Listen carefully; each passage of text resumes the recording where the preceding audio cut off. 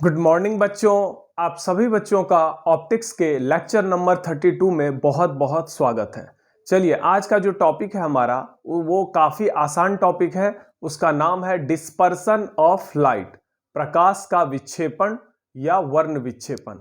तो चलिए टॉपिक को स्टार्ट करते हैं। Lecture number 32, dispersion of light.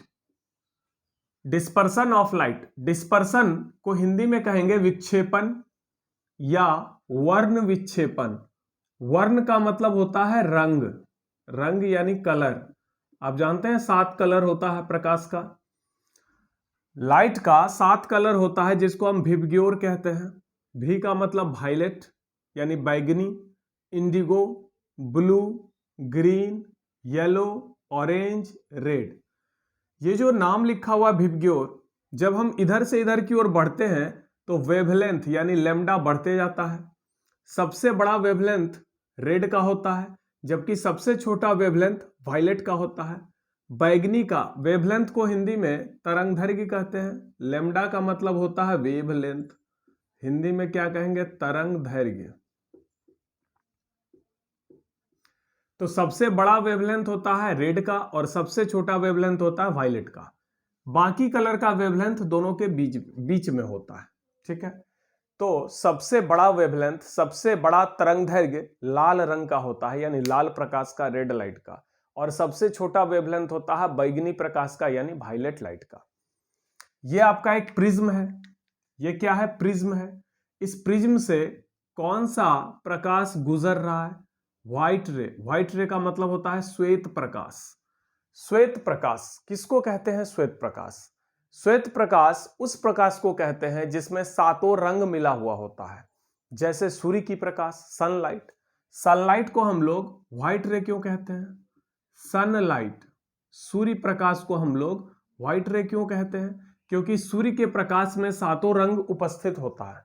Sunlight में, सूर्य के प्रकाश में चूंकि 7 रंग मिला हुआ होता है, इसीलिए हम लोग सनलाइट को व्हाइट लाइट या व्हाइट रे कहते हैं, यानी श्वेत प्रकाश। जब श्वेत प्रकाश किसी प्रिज्म से होकर गुजरता है तो यह 7 रंग में टूट जाता है। जब श्वेत प्रकाश किसी प्रिज्म से होकर गुजरता है तो 7 रंग अलग अलग हो जाता है, टूट जाता है। इससे पहले देखिए क्या है, यहां पर एक ही रे दिखाया गया है। इसी रे को हम कौन सा रे कहेंगे? व्हाइट रे। और इसी रे में 7 रंग मिला हुआ है। लेकिन जैसे ही ये व्हाइट रे प्रिज्म के अंदर गया तो इसमें जो 7 रंग है वो 7 रंग 7 अलग अलग दिशा में मुड़ गया। सबसे ऊपर वाला जो रे देख रहे हैं, ये वाला रे, ये है रेड लाइट, मतलब लाल प्रकाश है। और सबसे नीचे वाला जो रे है ये है वायलेट। सबसे नीचे वाला है बैगनी यानी वायलेट, सबसे ऊपर वाला कौन सा है? रेड। फिर यहां प्रिज्म से निकलने के बाद ये रेड लाइट यहां पर आ गया और वायलेट लाइट यहां पर आ गया। पीछे हमने एक पर्दा लगाया है। पर्दा को क्या कहेंगे? स्क्रीन। स्क्रीन का मतलब पर्दा। तो इस पर्दा पर हमको 7 रंग का एक पट्टी प्राप्त होता है। यहां पर रेड, उसके नीचे क्या होगा? ऑरेंज, फिर येलो, फिर ग्रीन। यहां ऑरेंज होगा, फिर यहां पर येलो होगा, फिर यहां पर ग्रीन होगा, ग्रीन के बाद ब्लू होगा, फिर इंडिगो होगा और फिर जाके वायलेट होगा। तो 7 रंग का जो ये पट्टी प्राप्त होता है, इसी को हम स्पेक्ट्रम या व्हाइट लाइट स्पेक्ट्रम कहते हैं। स्पेक्ट्रम किसको कहते हैं या व्हाइट लाइट स्पेक्ट्रम किसको कहते हैं? तो जब व्हाइट रे किसी प्रिज्म से होकर गुजरता है तो यह 7 रंग में टूटता है। तो यह 7 रंग जब किसी पर्दे पर प्राप्त किया जाता है तो इस तरह 7 रंग का एक पट्टी या बैंड प्राप्त होता है। इसी 7 रंग की पट्टी को हम स्पेक्ट्रम कहते हैं या फिर व्हाइट लाइट स्पेक्ट्रम कहते हैं। और इसी घटना को हम विक्षेपण या वर्ण विक्षेपण कहते हैं। विक्षेपित होना का मतलब होता है डेविएट होना, यानी मुड़ना। तो यहां देख रहे हैं कि जब भी व्हाइट रे किसी प्रिज्म से होकर गुजरता है तो वह 7 अलग अलग रंग में टूट जाता है। इसी घटना को हम डिस्पर्सन ऑफ लाइट कहते हैं। बताइए, लाइट का डिस्पर्सन क्या है? प्रकाश का वर्ण विक्षेपण क्या है? तो प्रकाश का वर्ण विक्षेपण यह है कि जब भी व्हाइट रे किसी प्रिज्म से होकर गुजरता है तो वह 7 रंग में टूट जाता है। यह 7 रंग प्रिज्म के दूसरे तरफ जो स्थित पर्दा है उस पर जब प्राप्त किया जाता है तो 7 रंग की एक पट्टी प्राप्त होती है जिसको हम व्हाइट लाइट स्पेक्ट्रम कहते हैं।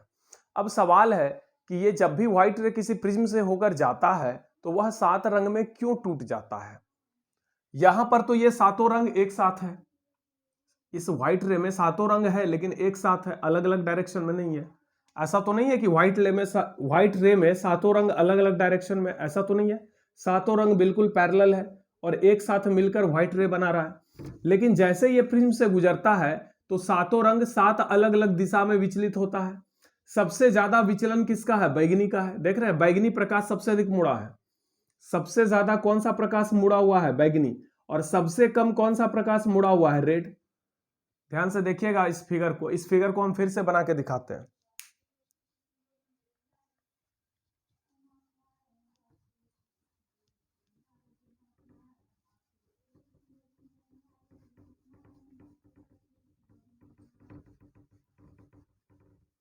देखिए, यही है आपका प्रिज्म। ये एक ट्रायंगुलर प्रिज्म है, त्रिभुजाकार प्रिज्म है। इस प्रिज्म से व्हाइट रे पास हो रहा है। कौन सा रे? व्हाइट रे, यानी श्वेत प्रकाश जिसमें सातों रंग मिला हुआ है। अगर ये प्रिज्म नहीं होता तो ये लाइट सीधा चला जाता, इस दिशा में सीधा चला जाता। लेकिन जैसे ही यह श्वेत प्रकाश इस प्रिज्म के अंदर प्रवेश करता है तो इसके अंदर जो 7 रंग है, सातों रंग 7 अलग अलग दिशा में चला जाता है। सबसे कम एंगल से कौन मुड़ता है? रेड। और सबसे ज्यादा एंगल से कौन बेंड होता है? वायलेट। ये ऊपर वाला कलर रेड है और नीचे वाला कलर वायलेट है। बाकी कलर इसी बीच में होगा। बाकी जो 7 रंग है, 5 रंग बीच में बचा, वो सब इसी बीच में होगा। और इस प्रकार फिर जब प्रिज्म से बाहर निकलेगा तो रेड इधर आएगा, बाकी रंग इधर आएगा और सबसे लास्ट में वायलेट आएगा। इधर अगर पर्दा लगा हुआ है तो पर्दा पर हमको 7 रंग का पट्टी मिलेगा। सबसे ऊपर रेड होगा, सबसे नीचे वायलेट होगा। इसी 7 रंग के पट्टी को हम लोग क्या कहते हैं? स्पेक्ट्रम, या व्हाइट लाइट स्पेक्ट्रम कहते हैं। सफेद प्रकाश का या श्वेत प्रकाश का स्पेक्ट्रम। तो यहां पर देखिए, सबसे ऊपर वाला जो रे है वो रेड है और सबसे नीचे वाला क्या है? वायलेट। जब रेड को हम पीछे की ओर बढ़ाते हैं तो देखिए यहां पर इंसिडेंट रे और इमरजेंट रे के बीच के एंगल को एंगल ऑफ डेविएशन कहते हैं। तो आने वाला रेड लाइट किधर था? ये था। इंसिडेंट रेड का डायरेक्शन ये है और इमरजेंट रेड का डायरेक्शन ये है। इसको पीछे बढ़ा के देखिए, ये एंगल हो गया deviation of red light. Deviation, angle of deviation किसको कहते हैं? इंसिडेंट रे इमरजेंट रे के बीच के एंगल को एंगल ऑफ डेविएशन कहते हैं। तो angle of deviation for the red colour, लाल रंग का डेविएशन कैसे निकालेंगे? तो incident red and emergent red. तो ये रेड जो है ये इमरजेंट है और यहां पर जो रेड आ रहा है ये इंसिडेंट है। इंसिडेंट रेड का डायरेक्शन इधर है, इमरजेंट रेड का डायरेक्शन इधर है। तो दोनों के बीच जो एंगल बन रहा है इसको डेल्टा रेड कहेंगे, यानी डेविएशन ऑफ रेड लाइट। उसी प्रकार इंसिडेंट वायलेट इधर है, इमरजेंट वायलेट इधर है। इस इमरजेंट वायलेट को पीछे बढ़ा के देखो तो ये क्या हो जाएगा? ये एंगल हो जाएगा डेल्टा भी। तो हम जानते हैं कि वायलेट का डेविएशन अधिक होता है रेड से। तो यहां सवाल है कि सातों रंग, ये जब भी व्हाइट लाइट यानी श्वेत प्रकाश किसी प्रिज्म से होकर गुजरता है तो यह 7 रंग में क्यों टूटता है? इसका एक्सप्लेनेशन हुआ कॉची के फॉर्मूला द्वारा। कॉची नाम के एक साइंटिस्ट थे, नाम क्या था? Cauchy. From Cauchy's formula, Cauchy के सूत्र से। कॉची ने एक फॉर्मूला दिया था कि प्रिज्म का जो अपवर्तनांक होता है म्यू, प्रिज्म चूंकि ग्लास का बना होता है तो प्रिज्म का जो अपवर्तनांक होगा म्यू, म्यू का फॉर्मूला होता है a plus B by lambda square, जहां पर वेयर a और b क्या है? कांस्टेंट है। इस कांस्टेंट को कॉची का नियतांक यानी कॉचीज कांस्टेंट कहते हैं। a और b क्या है? कांस्टेंट है, जिसको हम कॉचीज कांस्टेंट कहते हैं। ये कॉची साइंटिस्ट का नाम है। तो म्यू बराबर क्या फॉर्मूला है? a plus B by lambda square. और पिछले लेक्चर में हम लोगों ने पढ़ा था कि डेल्टा बराबर होता है, एंगल ऑफ डेविएशन डेल्टा बराबर होता है म्यू माइनस 1 इंटू ए।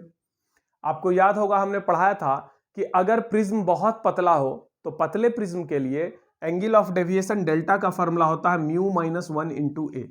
इसका मतलब म्यू का वैल्यू अगर ज्यादा होगा तो डेल्टा भी ज्यादा होगा, म्यू कम होगा तो डेल्टा भी कम होगा। और यहां पर देखिए, लेमडा अगर ज्यादा होगा तो म्यू कम होगा, क्योंकि लेमडा जो है ये नीचे में है, डिवाइड में है बी के साथ। तो लेमडा अगर अधिक होगा, यहां देखिए लेमडा अगर ज्यादा होगा, लेमडा अगर बढ़ाइएगा तो म्यू घटेगा, म्यू घटेगा। और अगर म्यू घटेगा तो डेल्टा भी घटेगा।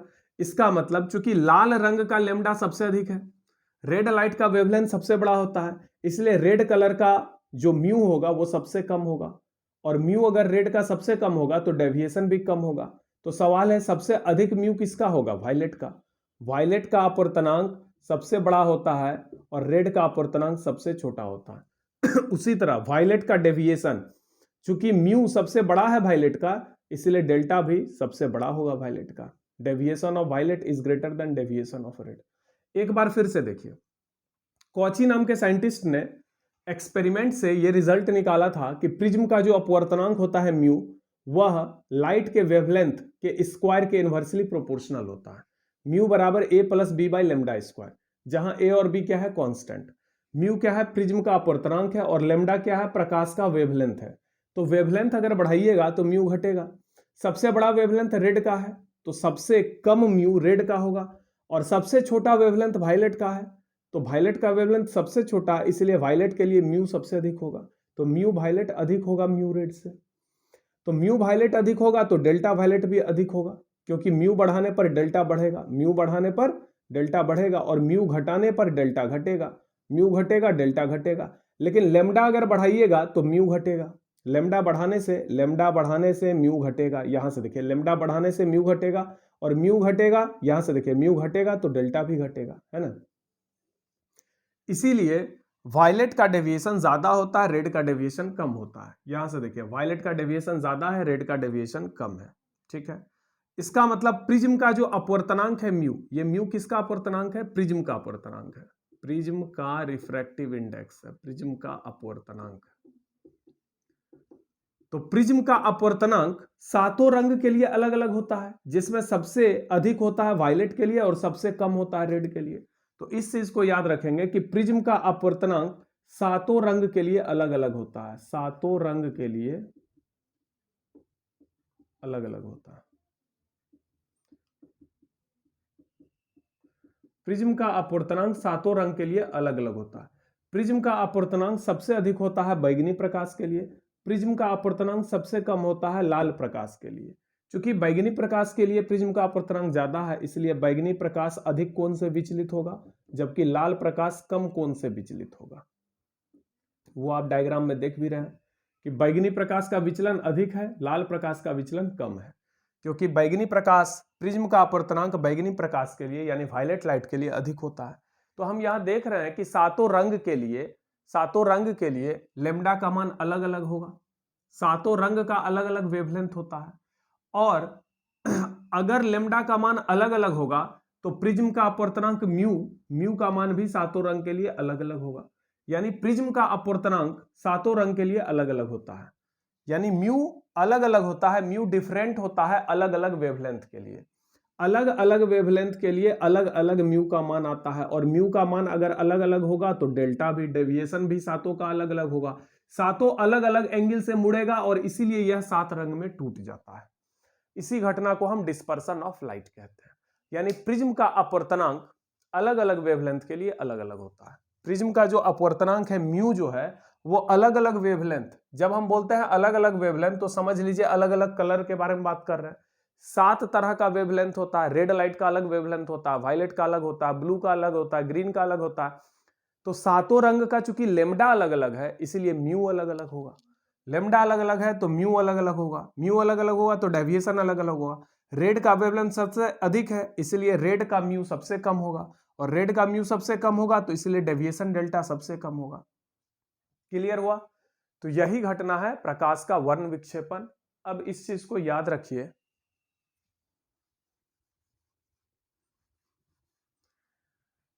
कि ये जो 7 रंग है जिसको हम विबग्योर कहते हैं, इधर से इधर जाने पर वेवलेंथ बढ़ता है, इधर से इधर जाने पर लाइट का स्पीड भी बढ़ता है।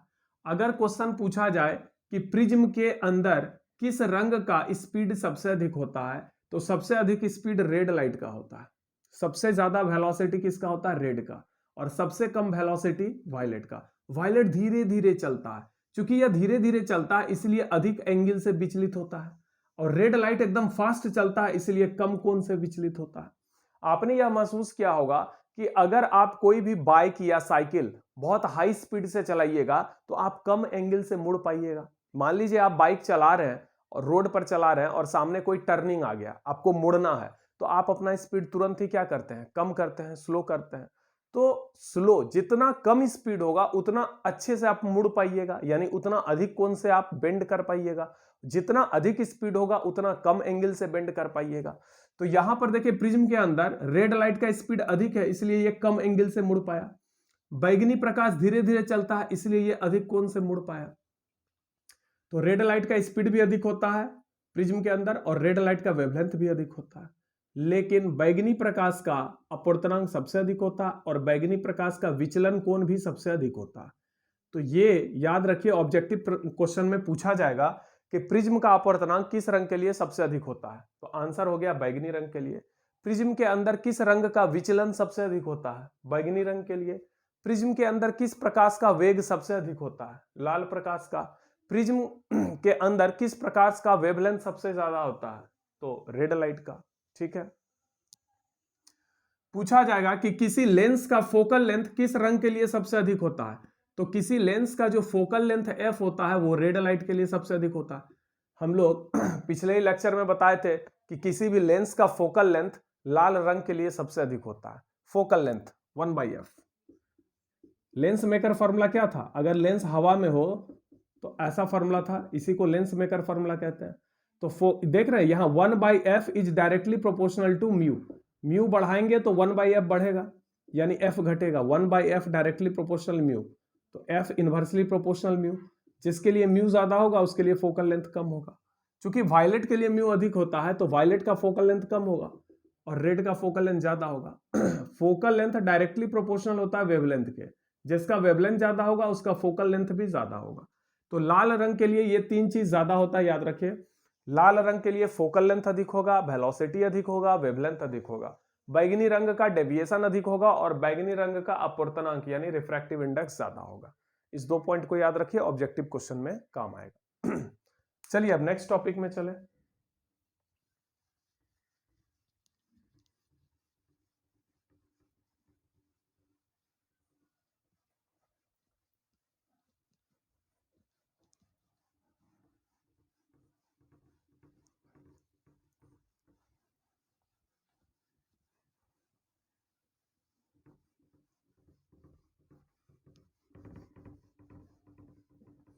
अगले टॉपिक का नाम है स्कैटरिंग ऑफ लाइट।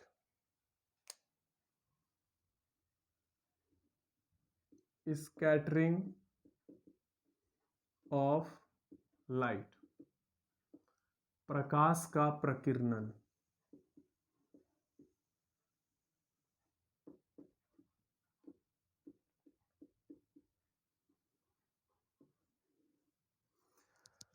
अगला टॉपिक है स्कैटरिंग ऑफ लाइट यानी प्रकाश का प्रकीर्णन। ये प्रकाश का प्रकीर्णन क्या होता है जरा इसको समझिए।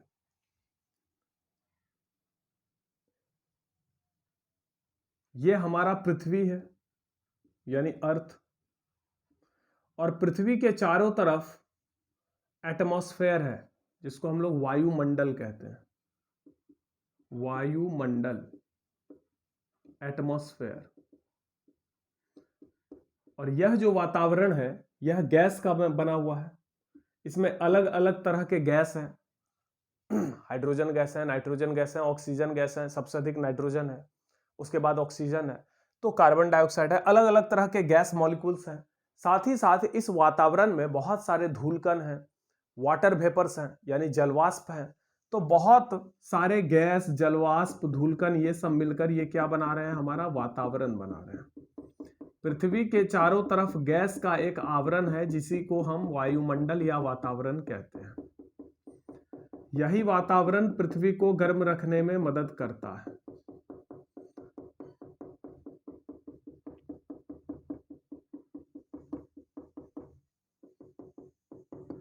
और बहुत दूर में सन है यानी सूर्य है, और सूर्य जो है वो पृथ्वी से तो कई गुना बड़ा है। एक सूर्य जो है, सन जो है हमारा, वो पृथ्वी से कई लाख गुना बड़ा है। ठीक है। तो यह सूर्य पृथ्वी से बहुत दूरी पर स्थित है। यहां से जब प्रकाश पृथ्वी पर आती है तो यह सनलाइट पृथ्वी के सतह तक कैसे पहुंचती है, इस वायुमंडल से होकर पहुंचती है। तो जब यह वायुमंडल में घुसती है और जब यह पृथ्वी पर पहुंचती है तो यह इसी गैस से होकर आती होगी, इस गैस से इसको गुजरना पड़ता होगा, इस वातावरण से इसको गुजर कर आना पड़ता होगा। तो इसमें क्या होता है कि मान के चलिए कि ये जो आने वाला लाइट है इसका तीव्रता 100% है, लेकिन पृथ्वी के सतह पर जो प्रकाश पहुंच रहा इसका तीव्रता 80% है। इसका मतलब 20% प्रकाश कहां गया? वायुमंडल में प्रवेश करने से पहले प्रकाश कितना है? 100%। जब अर्थ के सरफेस पर लाइट पहुंचा तो कितना पहुंचा? केवल 80%, केवल 80% पहुंचा। तो 20% कहां रह गया? 20% इस वायुमंडल के द्वारा अवशोषित कर लिया गया। जब भी प्रकाश पृथ्वी के वायुमंडल से होकर गुजरता है, जब भी सूर्य प्रकाश पृथ्वी के वायुमंडल से होकर गुजरता है, whenever sunlight passes through the atmosphere of the earth, तो क्या होता है कि लाइट का कुछ भाग, प्रकाश का कुछ भाग इस वायुमंडल के द्वारा अवशोषित कर लिया जाता है और इसका एक एक अणु जो है, एक एक गैस मॉलिक्यूल्स जो है, डस्ट पार्टिकल है, इस प्रकाश को क्या करता है? अवशोषित करता है। अवशोषित करने के बाद वह उसको अलग अलग दिशा में फैलाता है, अलग अलग दिशा में छोड़ता है। ठीक वैसे ही जैसे आप किसी बर्तन को गर्म करते हैं तो वह बर्तन उष्मीय ऊर्जा यानी हीट एनर्जी एब्जॉर्ब करता है, और जब बाद में गैस ऑफ करते हैं तो वही बर्तन धीरे धीरे धीरे धीरे उस हीट एनर्जी को, उस उष्मीय ऊर्जा को धीरे धीरे क्या करता है? छोड़ता है। उसी प्रकार जब सूर्य का प्रकाश इस वायुमंडल से होकर गुजरता है तो प्रकाश का कुछ भाग यानी इस प्रकाश की कुछ मात्रा इस गैस के अणुओं के द्वारा क्या कर ली जाती है? अवशोषित कर ली जाती है। बाद में यह गैस अणु उस अवशोषित किए गए प्रकाश को अलग अलग दिशा में क्या करते हैं? फैला देते हैं। तो इसी प्रकाश को, ये जो अलग अलग दिशा में लाइट निकल रहा है, इसी लाइट को हम क्या बोलते हैं? Scattered light. ये जो अलग अलग दिशा में प्रकाश निकल रहा है इसको कौन सा लाइट बोलते हैं? स्कैटर्ड लाइट यानी प्रकिरणित प्रकाश। स्कैटर्ड, प्रकिरणित प्रकाश। और इस घटना को क्या बोलते हैं? प्रकाश का प्रकीर्णन। इस घटना को बोलते हैं प्रकाश का प्रकीर्णन।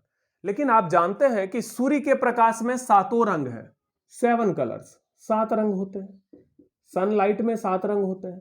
तो सवाल है किस रंग का स्कैटरिंग अधिक होगा, किसका प्रकीर्णन सबसे ज्यादा होगा और किसका प्रकीर्णन कम होगा? किस रंग का प्रकीर्णन अधिक होगा, किस रंग का प्रकीर्णन कम होगा, इसको जानने के लिए एक साइंटिस्ट आए जिनका नाम था रैले। क्या नाम था? रैले। रैले। इस वैज्ञानिक ने कहा, रैले के अनुसार, अकॉर्डिंग टू रैले, रैले के अनुसार ये जो प्रकीर्णन की मात्रा है, प्रकीर्णन की मात्रा, प्रकीर्णन की मात्रा, यह प्रकाश के वेवलेंथ के यानी तरंगदैर्घ्य के चतुर्थ घात यानी 4th पावर के व्युत्क्रमानुपाती होता है, यानी उल्टा समानुपाती। यानी amount of scattering, amount of scattering is inversely proportional to lambda to the power 4। ये किसका कहना था भाई? रैले का। रैले ने कहा, रैले एक साइंटिस्ट का नाम है, उन्होंने कहा कि प्रकीर्णन की मात्रा लेम्डा के 4 पावर यानी लेम्डा के 4 पावर के उल्टा समानुपाती है। ठीक है, प्रकीर्णन की मात्रा लेम्डा के 4 पावर के उल्टा समानुपाती है। यानी जिस कलर का वेवलेंथ ज्यादा होगा उसका स्कैटरिंग कम होगा। चूंकि हम जानते हैं कि लाल रंग का वेवलेंथ सबसे अधिक है और बैगनी का वेवलेंथ सबसे कम है, इसका मतलब सबसे कम स्कैटरिंग होगा रेड का। चूंकि जिसका वेवलेंथ अधिक है उसका स्कैटरिंग कम होगा, यानी किसका स्कैटरिंग ज्यादा होगा? बैगनी का। तो बैगनी का जो स्कैटरिंग होगा, किस कलर का प्रकीर्णन ज्यादा होगा? बैगनी का, उसके बाद ब्लू का, उसके बाद इंडिको। 7 रंग है ना जिसको हम विबग्योर कहते हैं, विबग्योर। तो चूंकि इधर से इधर जाने पर वेवलेंथ बढ़ता है तो इधर से इधर आने पर स्कैटरिंग बढ़ेगा। तो अब बताइए किस रंग का स्कैटरिंग अधिक होगा? वायलेट का, फिर ब्लू का, फिर ग्रीन का, फिर येलो का, फिर ऑरेंज का, और सबसे कम प्रकीर्णन लाल रंग का होता है। तो इसको याद रखेंगे कि लाल रंग का प्रकीर्णन यानी स्कैटरिंग सबसे कम होता है और सबसे अधिक स्कैटरिंग होता है वायलेट का और ब्लू का। सबसे अधिक स्कैटरिंग होता है वायलेट का और ब्लू का। सबसे ज्यादा स्कैटरिंग होता है वायलेट का, फिर ब्लू का, और इधर लाल रंग का स्कैटरिंग सबसे कम होता है, क्योंकि वायलेट का वेवलेंथ सबसे कम होता है, इसीलिए उसका स्कैटरिंग सबसे अधिक होता है। तो यहां से भी ऑब्जेक्टिव क्वेश्चन आ सकता है कि प्रकीर्णन की मात्रा किसके समानुपाती होती है। तो प्रकीर्णन की मात्रा समानुपाती होती है 1/λ4, यानी लैम्डा पर पावर -4 के, इसके समानुपाती है। किसके व्युत्क्रमानुपाती होती है, उल्टा समानुपाती किसके होता है, लैम्डा पर पावर 4 के।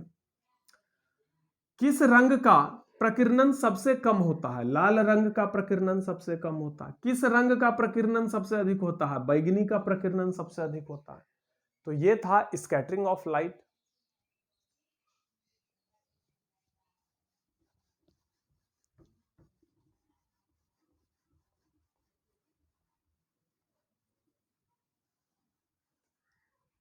ये मान लीजिए एक माध्यम है, ये क्या है, एक माध्यम है जिसमें बहुत सारे गैस मॉलिक्यूल्स हैं, डस्ट पार्टिकल्स हैं। पृथ्वी के चारों तरफ जो एटमॉस्फेयर है उसका एक हिस्सा आपको हम यहां पर दिखा रहे हैं। इसमें जब सनलाइट आएगा तो आने वाला लाइट को हम इंसिडेंट लाइट बोलते हैं, आपतित किरण। और यह इंसिडेंट लाइट जब इससे होकर निकलेगा, इससे वातावरण से होकर निकलेगा, इस मीडियम से होकर निकलेगा, ये मीडियम है जिसके अंदर ये डॉट डॉट क्या है, ये गैस मॉलिक्यूल्स है। तो यहां पर जो निकलने वाला लाइट है ये इमर्जेंट लाइट है, जो इमर्ज करके पृथ्वी के सरफेस पर पहुंचता है, इमर्जेंट लाइट यानी निर्गत प्रकाश। तो ये आपतित प्रकाश है, ये निर्गत प्रकाश है। आपतित प्रकाश की तीव्रता 100% है, निर्गत प्रकाश की तीव्रता 80% है। 20% प्रकाश का अवशोषण हो गया, एब्जॉर्प्शन हो गया इस गैस मॉलिक्यूल्स के द्वारा, और फिर यही अवशोषित प्रकाश इस गैस मॉलिक्यूल्स के द्वारा अलग अलग दिशा में छोड़ी जाती है। तो इसी छोड़े गए प्रकाश को हम कहते हैं प्रकीर्णित प्रकाश, और इसी घटना को हम कहते हैं प्रकाश का प्रकीर्णन। इसमें सबसे ज्यादा प्रकीर्णन होता है बैगनी का, और सबसे कम प्रकीर्णन होता है रेड का। क्लियर है? तो ये था स्कैटरिंग ऑफ लाइट। चलिए हम लोग नेक्स्ट क्लास में मिलते हैं। नेक्स्ट क्लास में हम लोग ये टॉपिक पढ़ेंगे कि आकाश का रंग नीला क्यों दिखाई देता है, सुबह और शाम के समय सूर्य का रंग लाल क्यों दिखाई देता है। Sunrise and sunset. सनराइज का मतलब होता है सूर्योदय, सनसेट का मतलब होता है सूर्यास्त। तो सूर्योदय तथा सूर्यास्त के समय सूर्य का रंग लाल ही क्यों दिखाई देता है, और दूसरा है आकाश का रंग नीला क्यों दिखाई देता है। तो इस दोनों को अगले लेक्चर में हम लोग कवर करेंगे। Thank you.